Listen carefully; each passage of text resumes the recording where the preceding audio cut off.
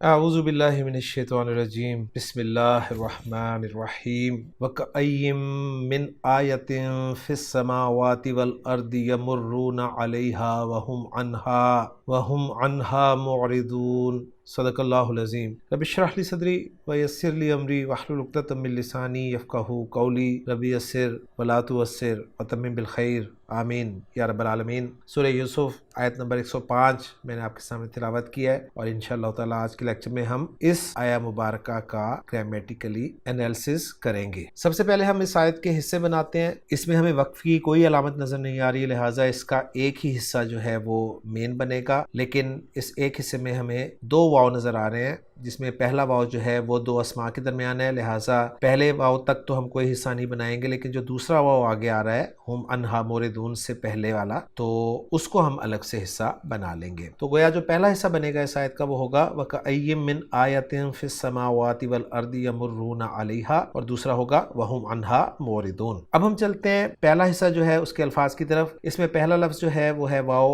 حرف ہے۔ کأین جو ہے یہ اصلاً تو دو الفاظ کا مجموعہ ہے، ایک ہے کاف جو کہ حرف تشبیہ ہے، اور دوسرا عین، لیکن یہاں پر میں نے اسے ایک ہی کلر میں لکھا ہے۔ اس کی وجہ یہ ہے کہ گرامر کی کتابوں میں ایک ٹاپک ہمیں ملتا ہے اسماء کنایہ کا، تو اسماء کنایہ میں جو اسماء ذکر کیے جاتے ہیں وہ کم، کذا، کعین، کیتا اور زیتا ہیں۔ ان میں سے تین کو وہ مبہم عدد پر دلالت کرنے والے اسماء بیان کرتے ہیں، اور آخری دو کو وہ مبہم بات پر دلالت کرنے والے اسماء قرار دیتے ہیں۔ پہلے ہم اسم کنایہ کی جو ہے وہ تعریف سن لیتے ہیں۔ گرامر والوں کے نزدیک جو اسم کسی مبہم عدد یا مبہم بات پر دلالت کرے اسے اسم کنایہ کہتے ہیں۔ تو مبہم عدد پہ دلالت کرنے والے اسماء تین ہیں جو کہ کم، قضا اور کعین ہیں، اور مبہم بات پہ دلالت کرنے والے اسماء دو ہیں جو کہ کیتا اور زیتا ہیں۔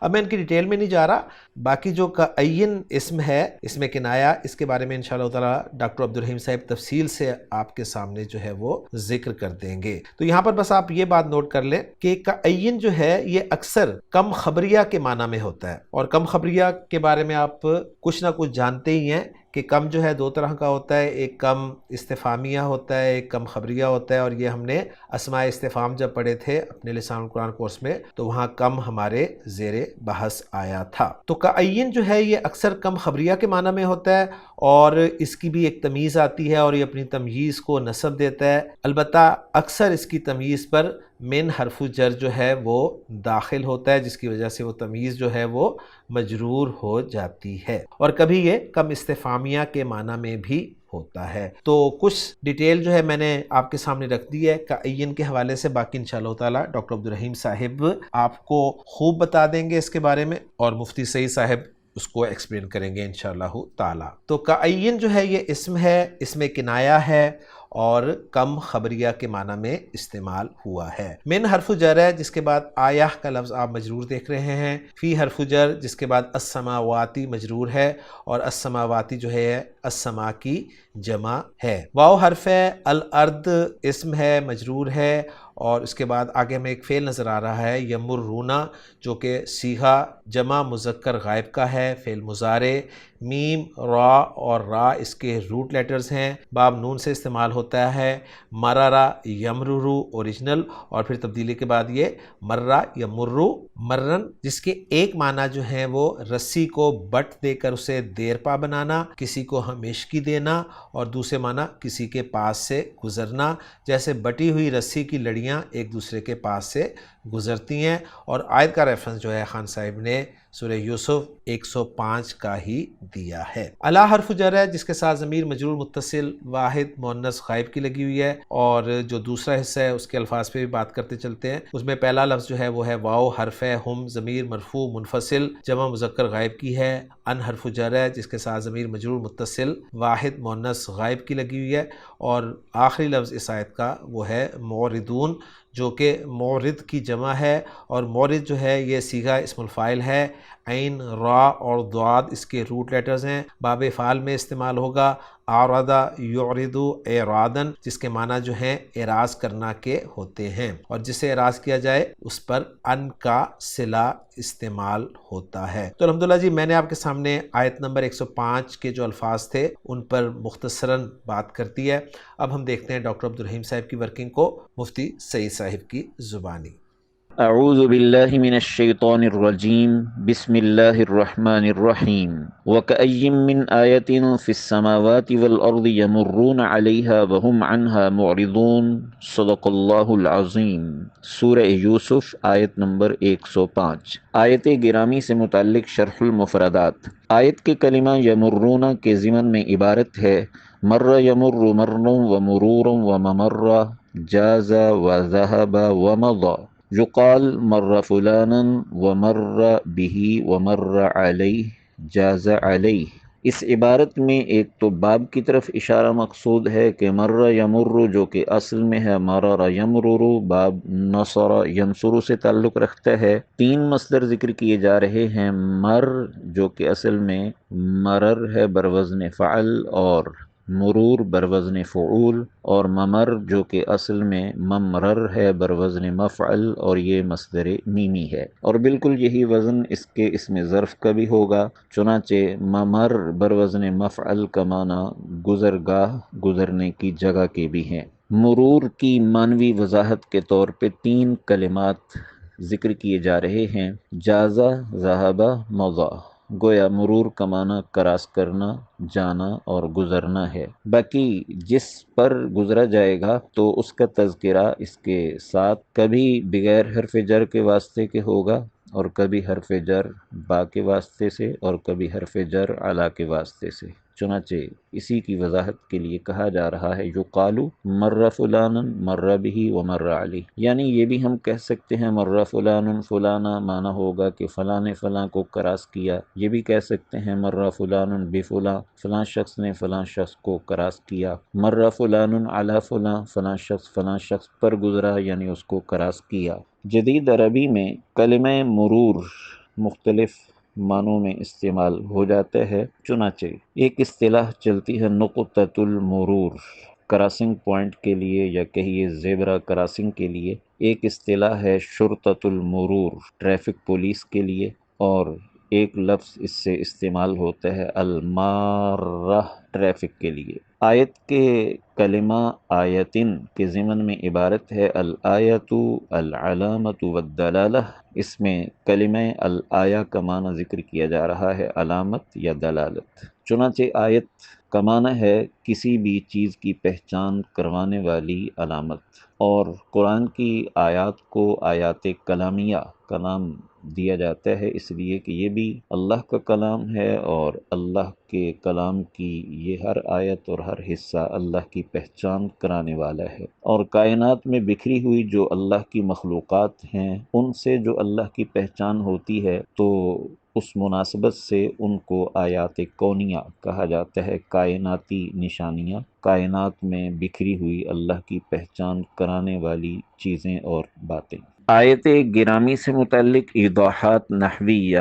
آیت کے جملہ کأیم من آیت فی السماوات والارض یمرون علیہا کے ضمن میں عبارت ہے کأین تکتب فی غیر المصحف بالتنوین کأین، وہی فی معنی کم الخبریت فی الدلالت علی التکثیر۔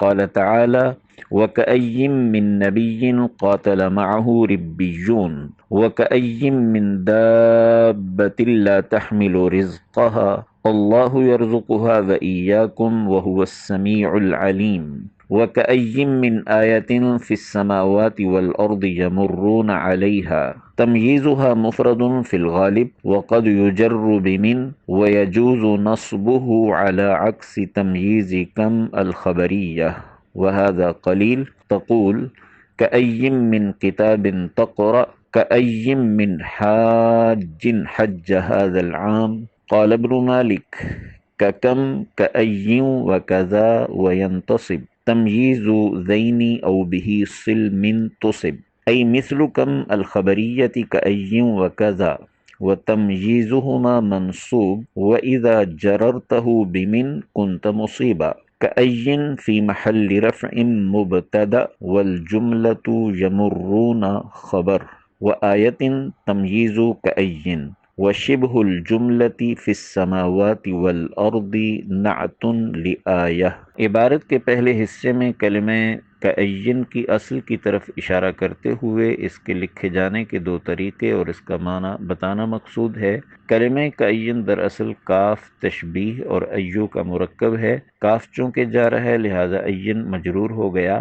غیر مصحف میں عام عربی میں اس کے لکھے جانے کا طریقہ یہ ہے کہ یا مشدد ہوگی اور اس کے نیچے دو زیروں کی شکل میں تنوین ہوگی، جبکہ مصحف میں قرآن حکیم میں رسم عثمانی کے مطابق اس کی تنوین کو نون ساکن کی شکل میں ظاہر کرتے ہوئے یا زیر نون ین کے انداز میں لکھا جائے گا، اور یہ کأین کم خبریہ کے معنی میں ہے، جیسے کم خبریہ تکثیر پر، کثرت اشیاء یا افراد پر دلالت کرتی ہے، اسی طرح کأین بھی قرآن حکیم میں رسم عثمانی کے مطابق لکھے جانے کے ساتھ اس کی مثالیں پیش کی جا رہی ہیں۔ وَكَأَيٍّ مِّن نَّبِيٍّ قَاتَلَ مَعَهُ رِبِّيُّونَ کہ کتنے ہی ایسے نبی ہوئے ہیں کہ جن کے ہمراہ بہت سارے رب والوں نے، اللہ والوں نے قتال کیا ہے۔ وَكَأَيٍّ مِّن دَابَّةٍ لَّا تَحْمِلُ رِزْقَهَا کتنے ہی زمین پر چلت پھرت رکھنے والے ایسے جاندار ہیں جو اپنا رزق نہیں اٹھاتے۔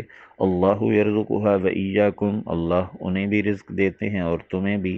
وہو السمیع العلیم اور اللہ خوب سننے والے جاننے والے ہیں۔ وَكَأَيٍّ مِّن آیَةٍ فِي السَّمَاوَاتِ وَالْأَرْضِ يَمُرُّونَ عَلَيْهَا زیر نظر آیت کے کتنی ہی ایسی نشانیاں ہیں آسمانوں اور زمین میں کہ جن پر یہ لوگ گزرتے ہیں۔ عبارت کے دوسرے حصے میں کأین کی تمییز بارے تفصیل ذکر کرتے ہوئے یہ کہا جا رہا ہے کہ اس کی تمییز فی الغالب یعنی اکثر مفرد ہوتی ہے۔ وقد یجر بمن اور اسے من کے ذریعے مجرور لایا جاتا ہے، البتہ ویجوز نصبہ اس کو منصوب لانا بھی جائز ہے، لیکن یہ بات کم خبریہ کی تمییز کے برعکس ہے، اس لیے کہ کم خبریہ کی تمییز ہمیشہ مجرور ہوتی ہے، یا کم کا مضاف الیہ ہونے کی وجہ سے یا من جار کا مجرور ہونے کی وجہ سے۔ کأین کی تمییز کا منصوب ہونا اور اس کا مجرور بمن ہونا اس میں سے کیا کثیر کیا قلیل ہے؟ تو یہاں بتایا جا رہا ہے کہ مجرور بمن ہونا اکثر ہے جبکہ منصوب لایا جانا قلیل ہے۔ عام عربی سے دو مثالیں ذکر کی جا رہی ہیں۔ کأی من کتاب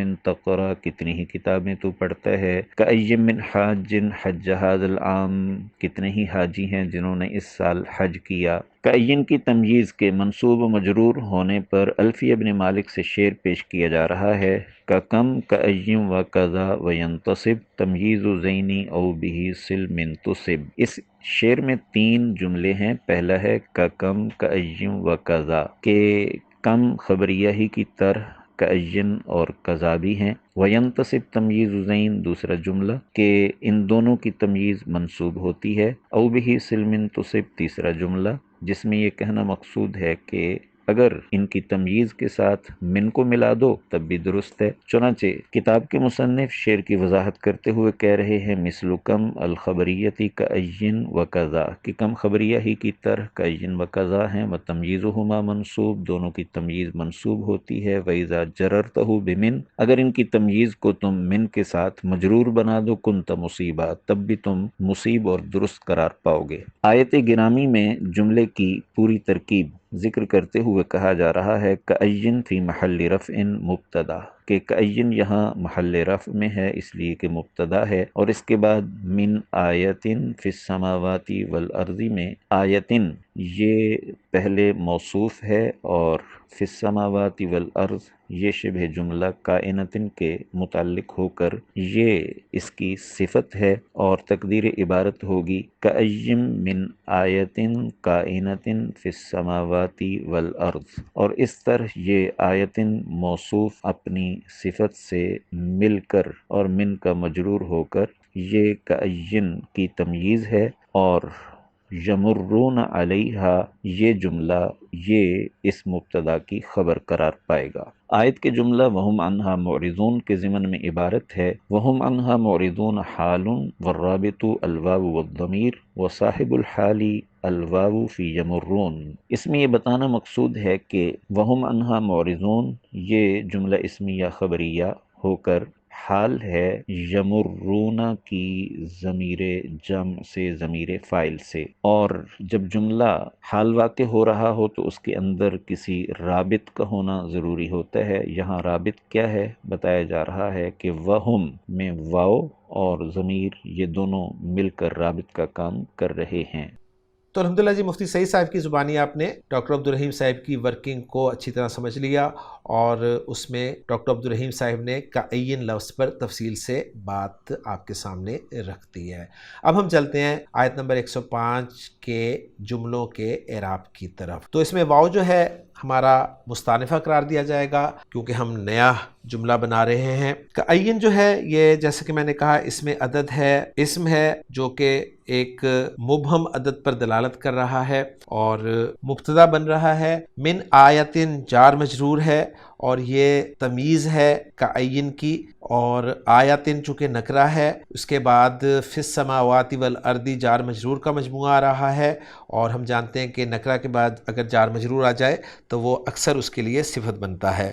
تو فی السماوات والارض جو ہے یہ صفت بن رہا ہے آیتن کی، اور پھر موصوف اپنی صفت سے مل کر مجرور ہوگا من حرف جر کے لیے، اور من حرف جر اپنے مجرور سے مل کر یہ تمیز بن رہا ہے کعین کی، اور کعین ممیز اپنی تمیز سے مل کر مبتدا بن رہا ہے۔ تو میں نے تفصیلی انالیسز آپ کے سامنے رکھ دیا ہے، اور فی السماوات والارض میں اگر ہم مزید ایکسپلین کرنا چاہیں تو السماواتی کو ہم معطوف علیہ قرار دیں گے، واو عاطفہ، اور الارض جو ہے یہ معطوف ہو جائے گا، پھر معطوف علیہ اپنے معطوف سے مل کر مجرور ہوگا فی حرف جر کے لیے، اور فی حرف جر اپنے مجرور سے مل کر یہ صفت بن جائے گا آیتن کے لیے۔ مبتدا کو ایکسپلین کرنے کے بعد اب ہم اس کی خبر کی طرف چلتے ہیں، اور اس کی خبر جو ہے وہ ہے یمرون علیہا، جو کہ ایک جملہ فعلیہ ہے۔ یمرون فعل و فاعل ہے، واو ضمیر مرفوع متصل اس کا فاعل ہوگا، علیہا جار مجرور ہے جو کہ متعلق ہو جائے گا یمرون فعل کے۔ یوں یمرون فعل اپنے فاعل اور اپنے متعلق سے مل کر جملہ فعلیہ ہو کر محلاً مرفوع خبر بن جائے گا مبتدا کے لیے، اور پھر مبتدا اپنی خبر سے مل کر جملہ اسمیہ بن جائے گا۔ اس کے بعد جو دوسرا حصہ ہے اس میں واو کو ہم حالیہ مان لیں گے، ہم ضمیر مرفوع منفصل مبتدا ہے جس کی خبر جو ہے پھر موردون آپ مرفوع دیکھ رہے ہیں، اور اس سے پہلے انہا جار مجرور جو ہے متعلق وہ موردون کے وہ مقدم ہے۔ گویا مبتدا ہم اپنی خبر موردون انہا سے مل کر جملہ اسمیہ ہو کر محلاً منصوب حال بن رہا ہے۔ تو الحمدللہ جی ہماری ورکنگ جملوں کے اعراب کے اعتبار سے مکمل ہو جاتی ہے۔ اب ہم دیکھتے ہیں محمود صافی صاحب کی ورکنگ کو۔ محمود صافی صاحب نے ورکنگ کچھ یوں کی ہے کہ جملہ کعین من آیتن جو ہے یہ لا محل لا استنافیہ ہے، جملہ یمرون فی محل رفع خبر المبتدا کعین، اور جملہ ہم انہا موردون فی محل نصب حال ہے۔ تو الحمدللہ جی ہماری ورکنگ جو ہے وہ 100% میچ کر گئی ہے محمود صافی صاحب کی ورکنگ کے ساتھ، اور یہاں پر میں محمود صافی صاحب نے جو اعراب ذکر کیا ہے وہ بھی آپ کے ساتھ شیئر کرتا چلوں۔ وہ فرما رہے ہیں کہ الواو استنافیہ کعین اسم کنایہ عن عدد مبنی علی السکون فی محل رفع مبتدا من آیت جار و مجرور تمییز الکنایہ فی السماوات جار و مجرور نعت لآیہ الارض معطوف علی السماوات بالواو مجرور۔ تو الحمدللہ بالکل جس طرح ہم نے انالیسس کیا ہے اسی طرح محمود صافی صاحب کا انالیسس بھی ہمارے سامنے آ جاتا ہے۔ اب رہ گیا اس آیت کا ترجمہ، تو وہ میں اب آپ کے ساتھ شیئر کرنے لگا۔ اس آیت کا ترجمہ عبدالسلام صاحب نے کچھ یوں کیا ہے کہ وَكَأَيٍّ مِّنْ آیَةٍ فِي السَّمَاوَاتِ وَالْأَرْضِ يَمُرُّونَ عَلَيْهَا، اور آسمانوں اور زمین میں کتنی ہی نشانیاں ہیں جن پر سے گزرتے ہیں، وَهُمْ عَنْهَا مُعْرِضُونَ، اور وہ ان سے بے دھیان ہوتے ہیں۔ تو الحمدللہ جی سورہ یوسف آیت نمبر 105 ہماری آج کے لیکچر میں مکمل ہو جاتی ہے۔ انشاءاللہ تعالیٰ اگلے لیکچر میں سورہ یوسف آیت نمبر 106 کے ساتھ آپ سے ملاقات ہوگی۔ سبحانک اللہم و بحمدک، اشہد ان لا الہ الا انت، استغفرک و اتوب الیک۔